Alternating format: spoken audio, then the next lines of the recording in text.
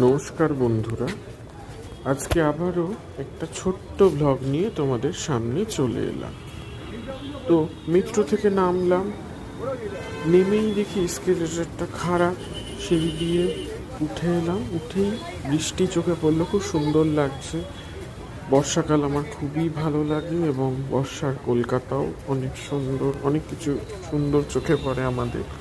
তো এটা জায়গাটা চিনতেই পারছো, হাজরা ক্রসিং। দেখো এখানে অনেক ফল বিক্রি হচ্ছে।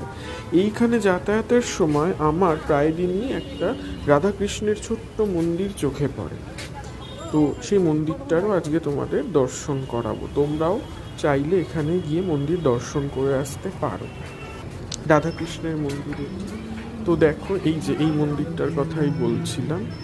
সন্ধ্যাবেলায় আরতি চোখে পড়ে যখন আমি ফিরি, এবং অনেক ডিভোটিরা বসে থাকে এই মন্দিরের সিঁড়িতে, এবং মন্দিরের পাশেই ফুল বিক্রি হয়, সেখান থেকেই মোটামুটি ফুল কিনে তারা মন্দিরে নিয়ে আসে, সেগুলো আমার চোখে পড়ে।